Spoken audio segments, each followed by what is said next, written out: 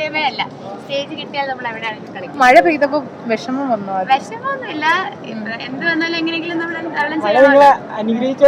അതാ എല്ലാം കഴിഞ്ഞ് ലാസ്റ്റ് ദൈവം ആദ്യം പറഞ്ഞല്ലോ മഴ പെയ്പ്പിച്ച് നമ്മൾ അനുഗ്രഹിച്ചു, എല്ലാം എൻഡ് ചെയ്തു.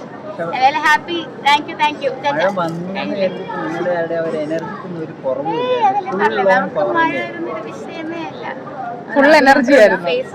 മഴ ഉള്ളത് കൊണ്ട് നിങ്ങൾ സാധാരണ പ്രതീക്ഷിച്ചതിനേക്കാളും പ്ലാൻ ചെയ്തതിനേക്കാൾ ഒരു വെറൈറ്റി ആയിട്ട്. അതെ, മഴ ആയതുകൊണ്ട് ഒരു വെറൈറ്റി ആയി. ഇവിടെ ഫുൾ മണ്ണ്. അല്ല,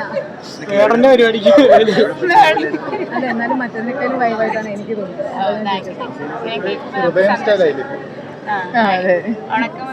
സിനിമ കണ്ട ഒരു ഫീൽ ആയി പോയി. അതാണ്, നിങ്ങൾക്കൊക്കെ ഒരു വിഷ്വൽ ട്രീറ്റ് തന്നില്ല ഞങ്ങള്. അപ്പൊ ശരി ചേട്ടാ, ശ്രദ്ധിച്ചു വേണോ? ശ്രദ്ധിച്ചു ചോദിക്കാം. ഇവരെല്ലാവരും എന്റെ കല്യാണത്തിൽ പരിചയപ്പെടുത്തി. ഭരതനാട്യം ഡിഗ്രി പഠിക്കുന്ന പിള്ളേരാണ്. ഇപ്പൊ ഞാൻ ഭരതനാട്യമാണ് പഠിച്ചുകൊണ്ടിരിക്കുന്നത്. ഇപ്പോൾ സെക്കൻഡ് ഇയർ കഴിഞ്ഞു. അപ്പോൾ ഇവരെല്ലാവരും എറണാകുളത്ത് വന്നതാണ് ചേച്ചിയുടെ കല്യാണം കൂടാൻ. ഇവരിപ്പോ ഒരു 3 ദിവസമായിട്ട് ഇവിടെ തന്നെ ഉണ്ട്. എങ്ങനെ ഉണ്ടായിരുന്നു പരിപാടി? കുഴപ്പമില്ല, എല്ലാവരും സൂപ്പർ.